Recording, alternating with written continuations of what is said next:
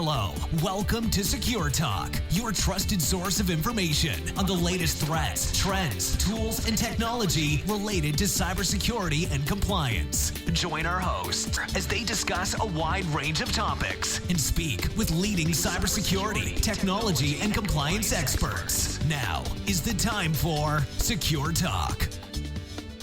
Hello everybody, welcome to Secure Talk. My name is Mark Schreiner and I'm here with Hiram Machado. Hiram, how are you today? I'm doing good. What about you, Mark? Very good, very good. Hey everybody, today we're going to be talking about data protection and then we're going to look at some different aspects of data protection.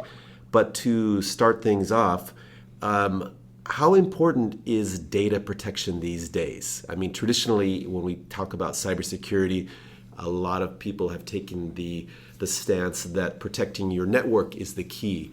In our previous episode, we talked about protecting identity, right? Mm-hmm. But there is a lot of talk also about protecting your data. How important is protecting your data, Hiram?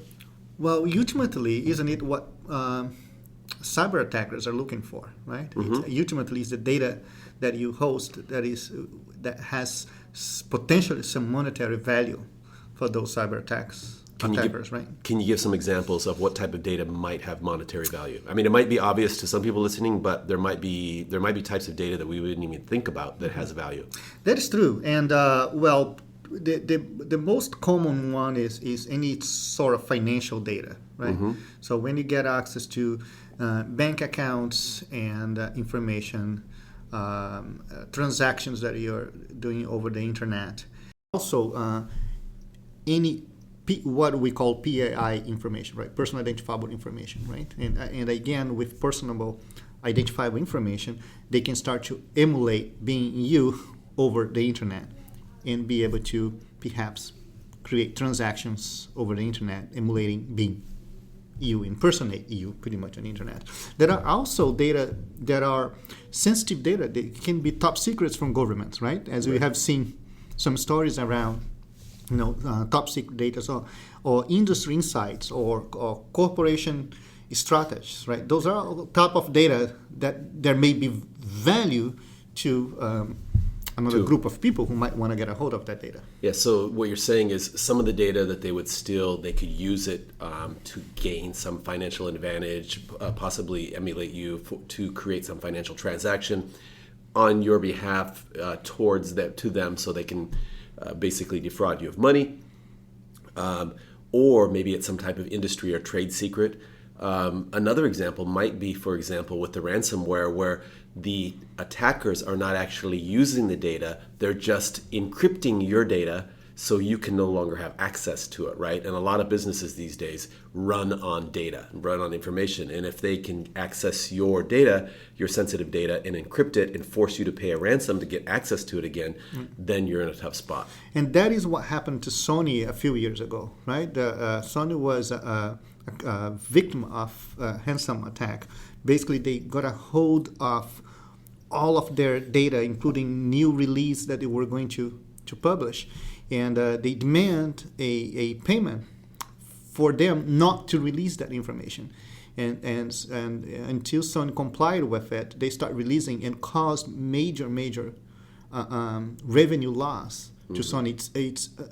There is no way to even quantify how much revenue Sony may have lost with that incident. Okay, so data is important. That's our takeaway here, right? So what are some of the different strategies that companies are adopting in order to protect their data? Okay, now again, traditionally, people would say, well, we have to protect our network, right?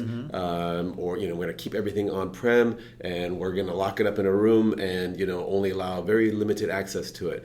But these days with mobile devices, bring your own devices, Internet of Things, data, second-party, third-party apps, data is flowing everywhere at the speed of data. What are organizations doing to protect that data, but at the same time still give access to it? Right, yeah. I don't think there is one silver bullet, right? And there's no one single thing that you can do that's going to protect your data. In fact, I think usually when you look at a cyber attack, when a successful cyber attack, it's never one single thing that led to that deficiency It's a stack of things that you could have done to protect your data. So encryption is one of them, right? So thinking about encryption and which data you want to encrypt. And there is encryption in different levels. For instance, you can think of encryption in terms of encryption while the data is in transit. You can think of encryption while the data is at rest, right? And you need to think in all of those different aspects. As data, like you said, Mark, data must flow, right? Otherwise, most of the time, the data won't have any value to you if the data is just sitting somewhere, right? The data has value because you can manipulate that data and send it around. So now we need to think about every time you transact the data from one place to another, how's that transaction taking place? So encryption is one of the basic things. Yeah, but you can't encrypt everything, can you? I mean, or can you? Or do you? Should you? I mean, how do you decide? Yeah, that's a good question. How do you decide? Well, you need to look at the value of the data, right? You have to have an understanding of what kind of data you hold and what's the value of that data to others, right? Who makes that decision? Well, every organization will have to either have people on staff or work with consultants who can help them understand and evaluate the value. It's usually part of the InfoSec, right? The information security team that will help assess the value of the data. But it is a business decision, though. This is not a tech decision. Mm-hmm. It's a business decision that should evaluate and understand what's the value of this data, how much I want to protect it, and what's the best way to go about and protect it. Okay, so let me back up a little bit on this, because I can see this issue facing a lot of organizations, and I can also see a lot of organizations going, okay, who's the stakeholder here? Whose job is this? How do we decide what data we need to protect, and at what level do we need to either enforce that protection or offer that protection? And then what tools do we use to actually implement that? So let's go through this in stages. Sure. Let's talk about a mid-sized to large organizations, multiple offices, tens of thousands of people, or 2,000 on up, okay? Mm-hmm. And somebody says, we need to protect our data, okay? I'm sure they're already thinking about it, but who in that organization is ultimately going to be responsible, in your experience? Right. Well, first of all, we need to bring awareness to the executive team that data is important, or cybersecurity in general is important. And that's something that must be at the mind of every executive. Okay. That's my first take on it. Once those executives are aware of how important cybersecurity in general is, now they are the ones who is going to help decide what's the value of the data that they have in their hands. But what do they do? Give me some examples of people, what jobs, what. Oh, I'm talking about the executive team. So you includes the HR leader, includes whomever it is, okay, whatever level you have on your organization. The HR leaders, the CFO, the CIO, the CEO, right? Mm-hmm. So basically I'm talking about the C-level, right? Okay. That C-level must have understanding, right, that cybersecurity is something important, right? And they must be the guide of what's important, what's not. Who's driving this, though? I guess that's what I'm trying to get at. Because I can see people saying, well, yeah, data is important, but who's going to drive the implementation and the development of some type of data protection policy and actual implementing with different tools? Who usually would drive that? Would that be your CTO? Would that be your CISO? Your data protection officer? Yeah. Most likely it falls under the role of the CIO, right? And the CIO may or may not have a CISO working for him, right? CISO as in Chief Information Security Officer, right? Okay.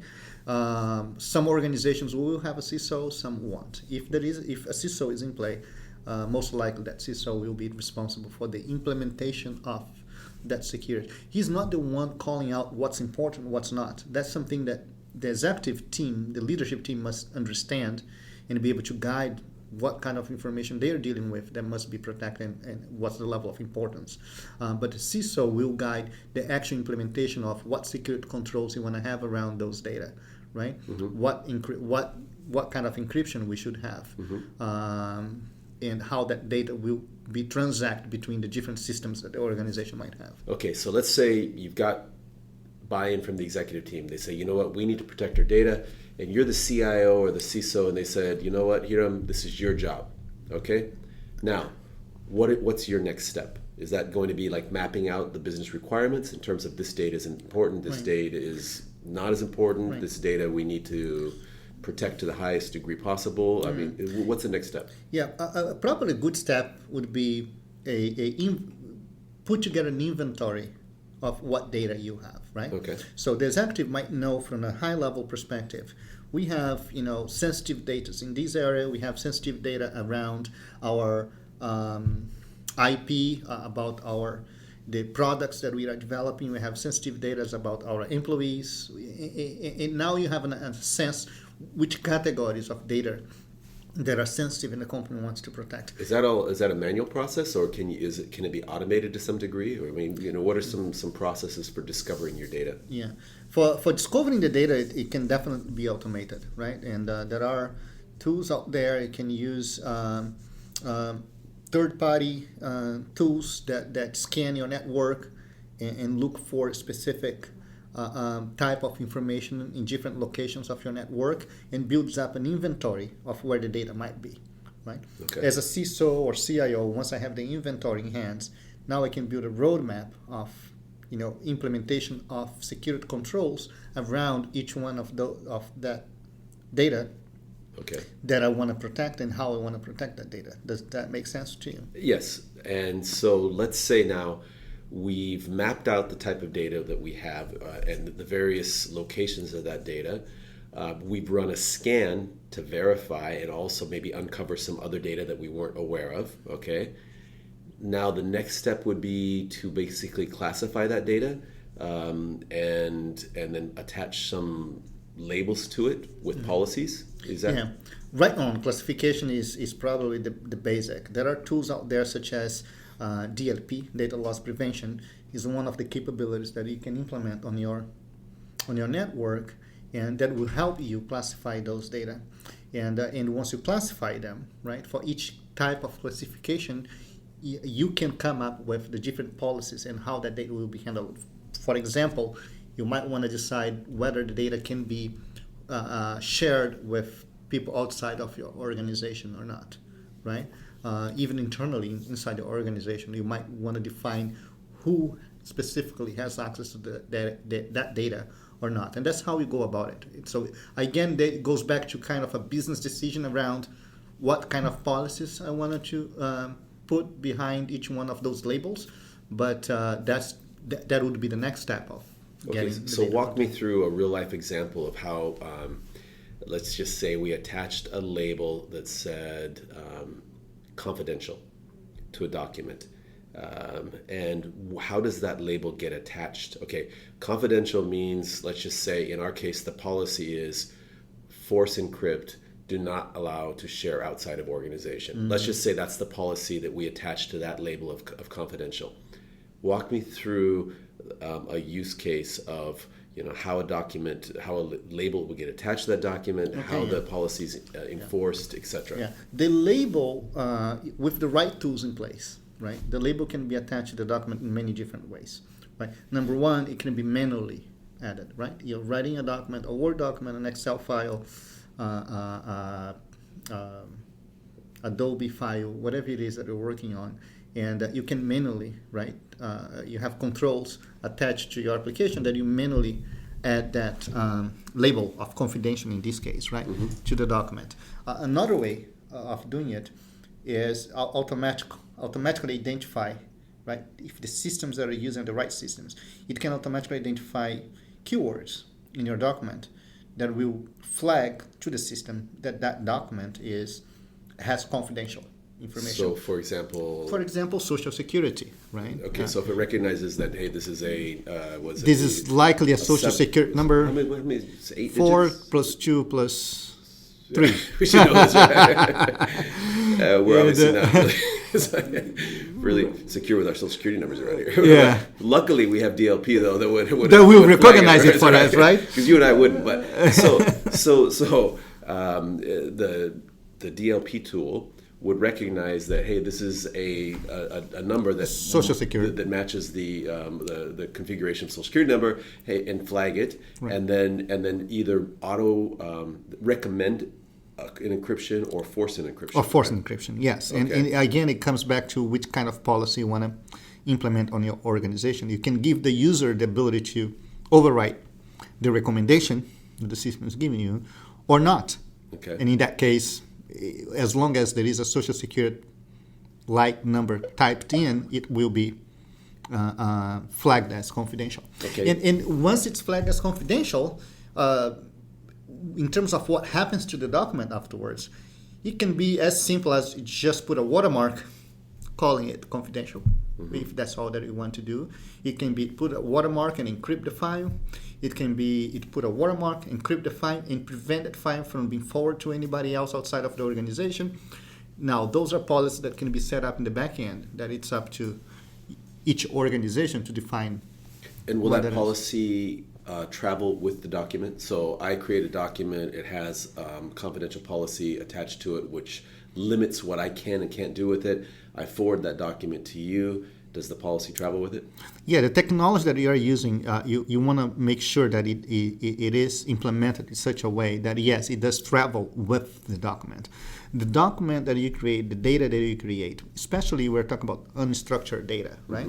When you're creating PowerPoints, Word documents, Excel files, Acrobat files, or whatever it is, right? Chances are that that document will travel around or through different mediums, right? Once you send it to another employee in your organization, he might open that document in his, phone, right, or tablet, or from the computer at home. Whatever it is that he opens that file from, you want to make sure that those policies and those those encryptions and policies and whatever it is that you can do with the file is attached to the file.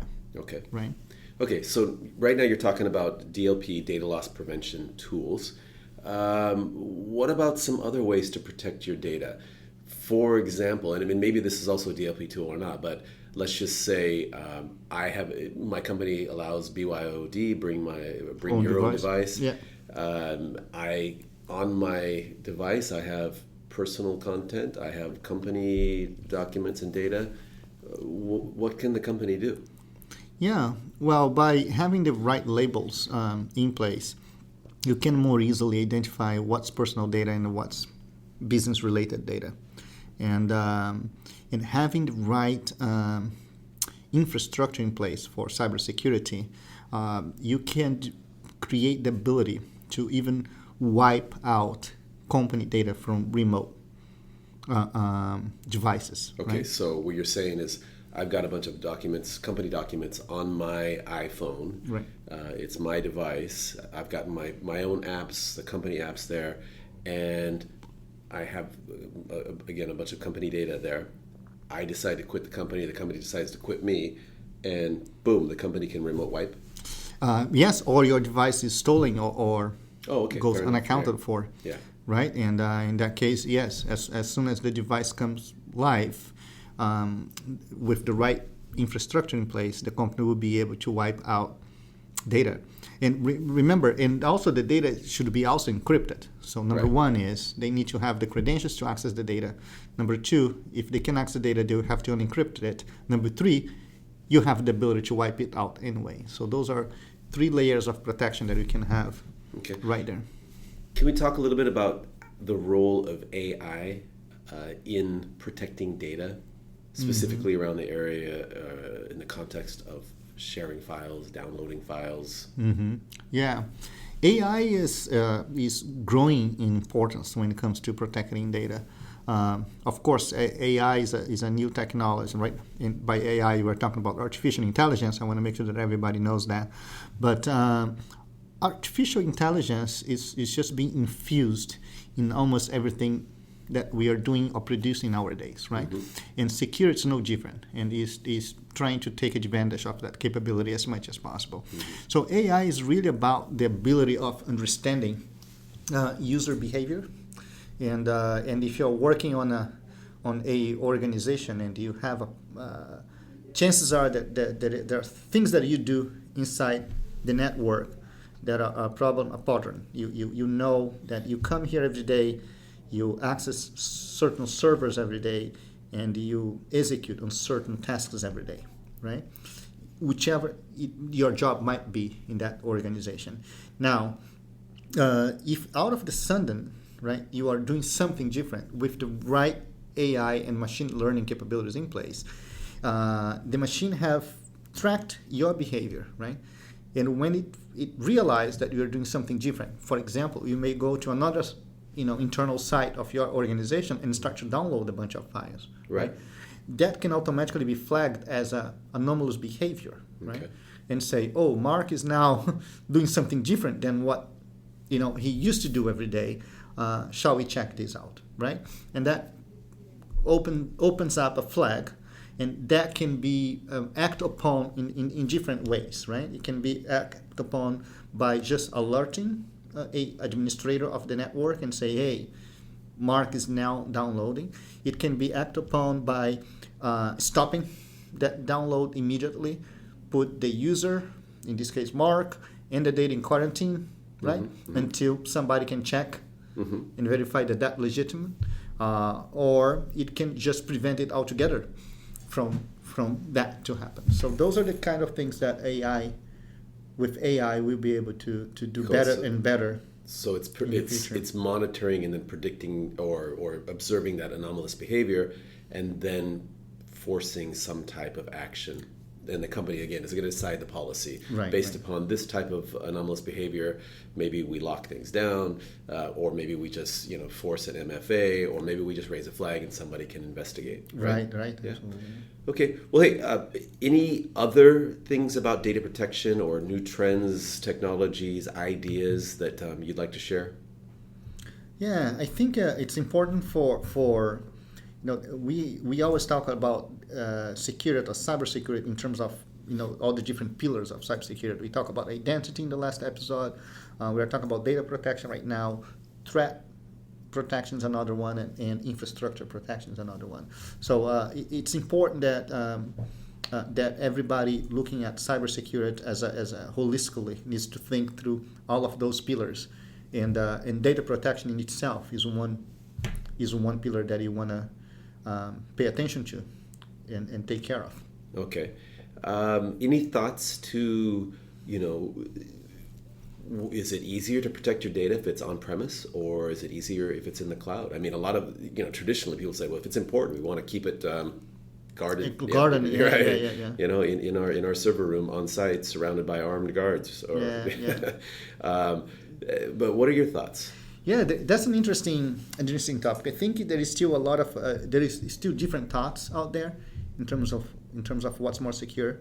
One interesting article I read another day is that even the major sensitive government agencies right now are starting to migrate to the cloud because they believe they're going to be more secure on the cloud than they are with their on-premise. And we're talking about organizations with huge amount of budget for cybersecurity, right, where security is at the core of everything that they do, and yet they are starting to migrate to the cloud. So my sense is we are in a transitional period where not long ago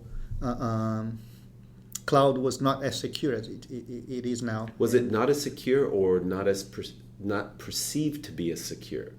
I would say people only put you are not going to spend $20, right, to secure a $1 bill. Right? You want to only put the amount of security that you want that secure.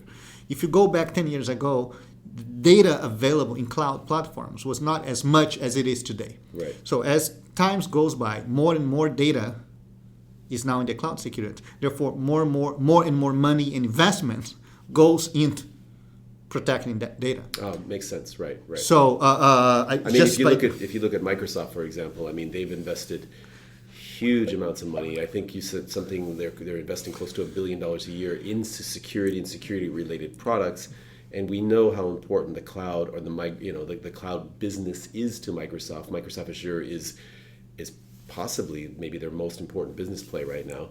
And so, but maybe 6-7 years ago, they didn't have that commitment towards the movement to the cloud, right? Correct. Yeah, and that's why I would say yes, it is more secure today than it used to be, 5-10 years ago. It's getting to a point where there is, almost no one can match with their own resources and people, the same level of security that the major cloud providers, can afford to put in place. That makes sense.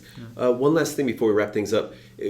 Data protection and data loss prevention are both really important. And in the same context, or in relation to that, GDPR is also kind of a timely event that very much relates to both cybersecurity and data protection, and especially when it comes to personal data related to an EU resident. What are your thoughts in terms of the importance of data protection in relation to GDPR, which, if people don't know, it's the General Data Protection Regulations that are coming out of EU. They become effective May 25th, 2018. And if you're found to be non-compliant, your organization could face huge fines, up to 4% of global revenues and $20 million, whatever, or million euros, whatever is greater. So it's really important, and a big part of that is protecting an individual's data, right? Right. But earlier we were talking about enterprise data. Is there a difference? Are there different techniques, different tools that are required? I mean, what are your thoughts? Yeah. Well, Mark, I think we're going to have another episode on GDPR alone, Okay, right? well, we will do that. That's a good idea. That we can go on and on with GDPR here right now. But from the surface, and just a very brief thought on GDPR, well, it is all about data, right? Okay. At the end of the day, GDPR is bringing together privacy controls with data protection, right? Mm-hmm. And putting regulations around those kind of things. So at the end of the day, GDPR is really addressing primarily sensitive data, right? Data that can identify an individual, primarily, An EU resident. An EU resident. However, it's one of the first global regulation that affects everybody around the globe. Anybody who is hosting or handling data from EU residents, right, in whichever country they might be. So it's a very important regulation. There is a lot of attention to it. It's going to become enforceable in May 2018. And in data protection, or protecting those sensitive data, is the primary reason for GDPR. Right. So right. Absolutely, it's something that we need to and expand on. And again, we'll probably talk more about this in another podcast, but I think of organizations, they protect their data. They want to protect their data, but now you have an obligation to protect the data of other people if they're EU residents. And not only do you have a duty to protect that data, you have a duty to be able to identify and report on that data and say, hey, Hiram, we have your data here, and here's exactly what we have, and here's why we have it. And if you say, hey, Mark, I want you to change that data, okay, so I have to do that, right?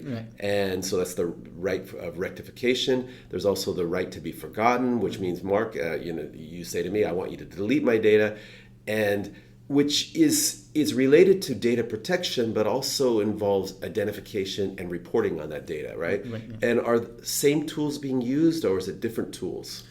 Well, there is a lot of the tools can overlap in terms of the traditional tools for cybersecurity, but there are some conditions right now that are forcing a lot of organizations to rethink the deployment of those tools and how they're going about those tools. When we talk about reporting, for example, there is one aspect is to report back to the individual who has the right to know which data you have about him, right?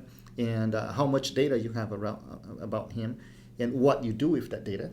And you must have the ability to report to him exactly what you have and where you have that data, but also the ability to report to the authorities that you are taking the proper steps, right? And you have done your homework around putting the appropriate security around that data.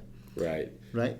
And then if there's a breach, you may have to notify both the authorities and any individuals whose data may have been compromised as well, right? And so you need tools in place to do that as well, right? Yeah, and depending on the nature of the breach, you have a certain amount of time to reach out to the individuals who may have been affected and report on that. So data is just becoming more and more important nowadays, especially with these new regulations coming up. Awesome. So if you didn't get the message, basically data is important and you need to adopt the right tools, techniques, policies to protect that data. I have to apologize. Earlier on, I forgot to mention that Secure Talk is sponsored by AdaQuest, and AdaQuest is a Microsoft partner for both security and compliance. And Hiram is the CEO of AdaQuest, and will be coming back on all or many of our future podcasts to talk to us about related issues. Hiram, any parting words? I just want to thank you for this, and I look forward to the next several podcasts we're going to be putting together. Great. Until then, stay secure. Cheers, everybody. Bye. Sure. Hello, welcome to Secure Talk, your trusted source of information on the latest threats, trends, tools, and technology related to cybersecurity and compliance. Join our hosts as they discuss a wide range of topics and speak with leading cybersecurity, technology, and compliance experts. Now is the time for Secure Talk.